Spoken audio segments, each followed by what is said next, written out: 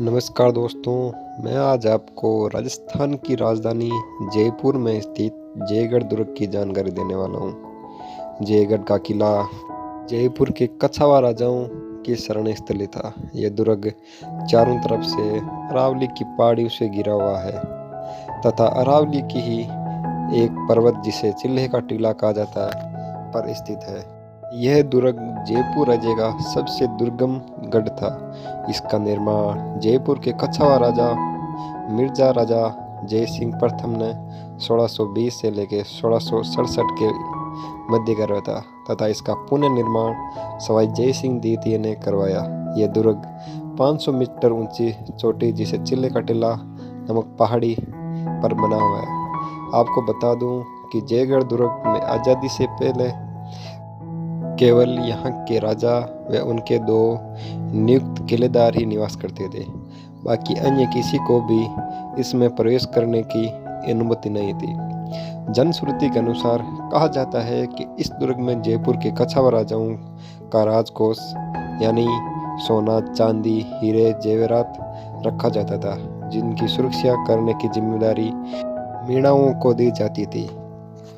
इस दुर्ग के बारे में कहा जाता है कि इस दुर्ग में एक बार जिस किसी भी व्यक्ति को कैद करके डाल दिया जाता था वह वापस जिंदा बचकर बाहर नहीं आ सकता था।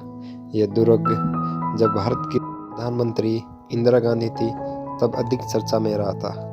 कहा जाता है कि उनके शासनकाल में यहाँ पर गुप्त खजाने की खोज के लिए के अंदर खुदाई की गई थी। खुदाई में बहुत सारा खजाना मिला जिसे ट्रकों में भरकर दिल्ली ले जाया गया था। जयगढ़ दुर्ग का निर्माण प्राचीन भारतीय वास्तुशास्त्र में दुर्ग निर्माण के लिए निर्धारित मानकों के अनुसार किया गया है। सुदृढ़ और उन्नत प्राचीर, घुमावदार विशाल बुरुज तथा जलापूर्ति के लिए बने विशाल टांके इसके स्थापत्य की प्रमुख विशेषता है। जयगढ़ दुर्ग का विस्तार लगभग 4 किलोमीटर की परिधि में है। इसमें प्रवेश करने के लिए प्रमुख 3 दरवाजे हैं, जिनमें डूंगर दरवाज़ा, अवनी दरवाज़ा और भैरव दरवाज़ा है। हम नाहरगढ़ दुर्ग की ओर से जयगढ़ दुर्ग में प्रवेश करते हैं तो हम डूंगर दरवाजे से प्रवेश करते हैं तथा आमेर दुर्ग से जयगढ़ दुर्ग में जाने के लिए अवनी दरवाजे का प्रयोग किया जाता है तथा भैरव दरवाज़ा जिसे दुर्ग दरवाज़ा भी कहा जाता है, जो सागर नामक जलाशय की तरफ से किले के अंदर प्रवेश करने का मार्ग है। जयगढ़ दुर्ग जयपुर में स्थित नाहरगढ़ दुर्ग आमेर दुर्ग से भी बड़ा है।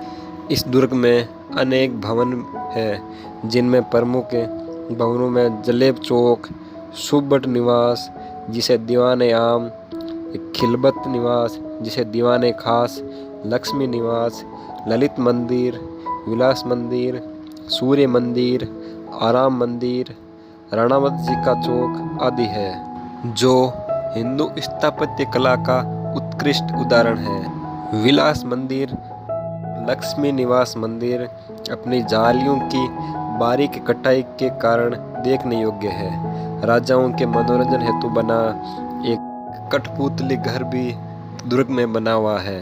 जयगढ़ किले में बहुत से बुरुज हैं, जिनमें सबसे ऊंचा बुरुज जिसे दिया बुरुज कहा जाता है। सवाई जय सिंह द्वितीय के शासनकाल में इसमें अनेक निर्माण कार्य हुए। ये बहुत विशाल दुर्ग है। इसमें प्रवेश के लिए 3 द्वार हैं। दुर्ग का शास्त्रागार विजयगढ़ी कहलाता है। उसी के पास तिलक की बारी है। इस प्रांगण में दिया बुरुज तथा जयबाण है। जयबाण नामक तोप का निर्माण 18वीं शताब्दी में जयगढ़ के शस्त्र कारखाने में हुआ।